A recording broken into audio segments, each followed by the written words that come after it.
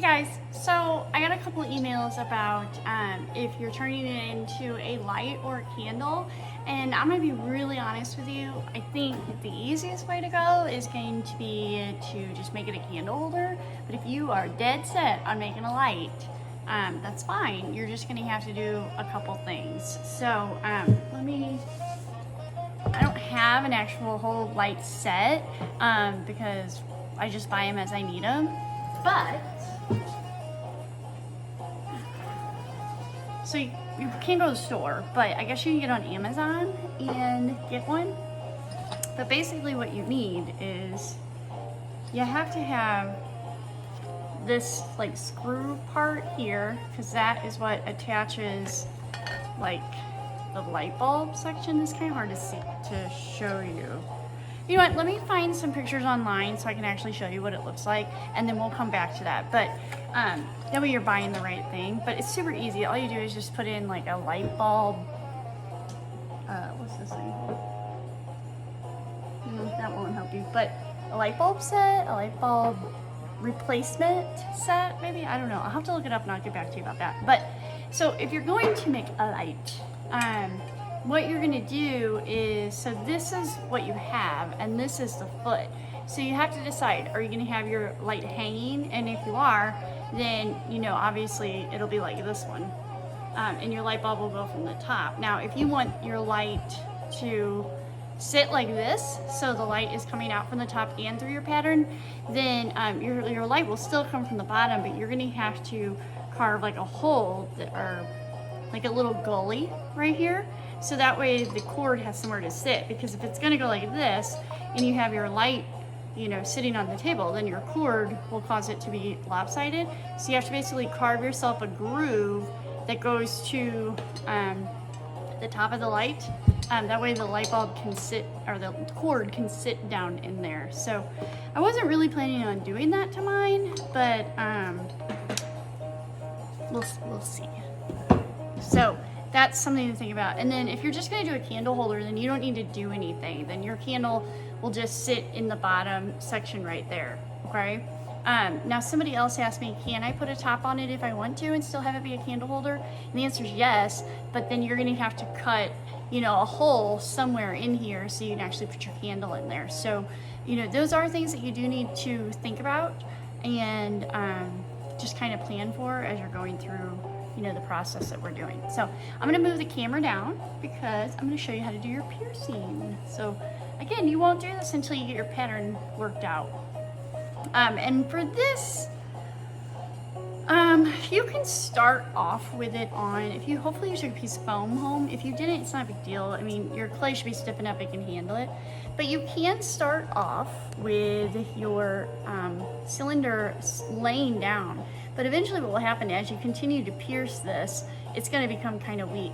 So you kind of have to make the decision, do you want to risk picking it up after you've already carved some of this stuff out? Or would you rather just carve, vertically? So totally up to you guys.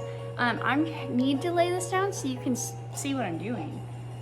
So I couldn't send you home with an X-Acto knife, which is really going to be the best tool to use for this. So if you can get your hands on one of these, whether it's through Amazon, Walmart, whatever, everybody's still delivering. So if you get your hands on one of these, that's going to be your best bet.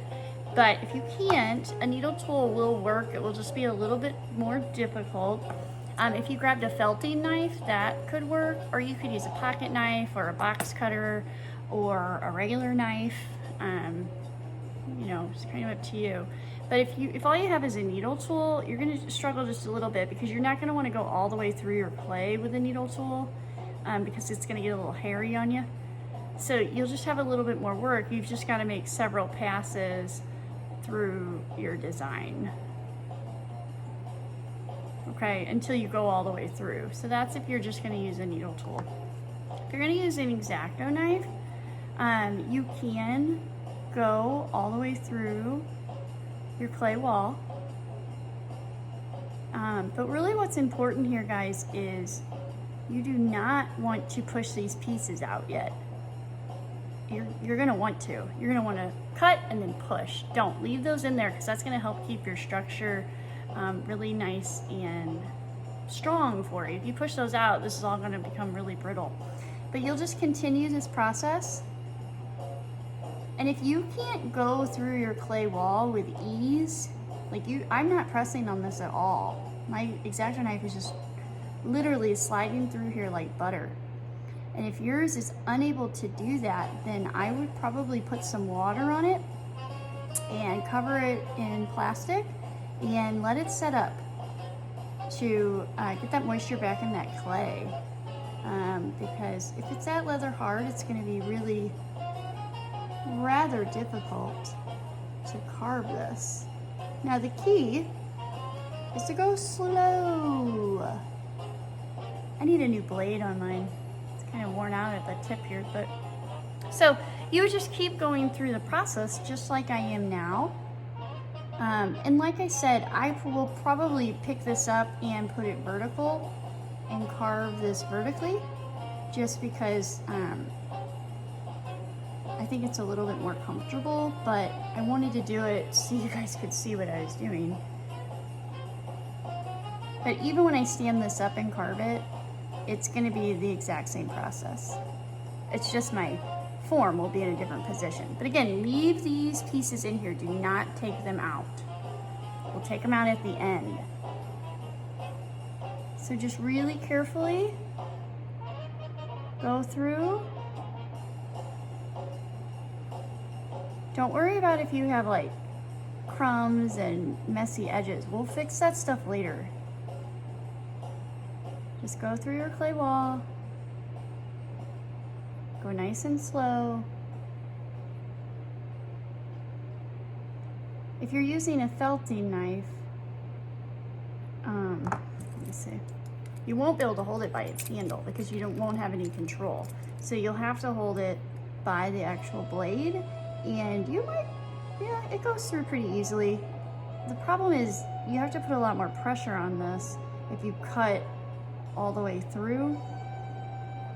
So I think if I was going to use a felting knife, I'd probably still just kind of gradually go through my wall. That way I don't break it. But, you know, X-Acto knives, they're like $3. Maybe you can look in your couch cushion, see if you can collect some change. Or maybe go ask a neighbor. Sometimes neighbors can be, especially right now, neighbors can be really helpful.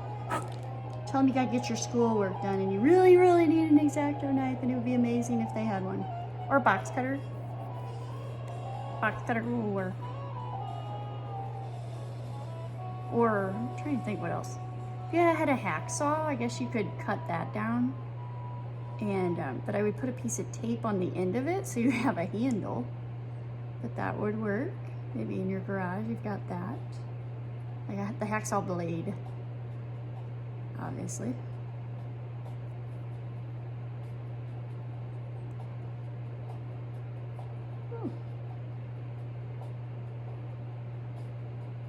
You have a pair of scissors you could take apart. I guess you could use one end of this, one side of a scissor blade. I get creative sometimes. I have to take the scissors apart though. I don't even work with it together. So anyway, I'm gonna stop this video, I'm gonna post it, and then the next one will be of me doing the whole thing, but it will be vertical, and then I'm gonna shoot my camera from this way, or else you're not gonna be able to see what I'm doing.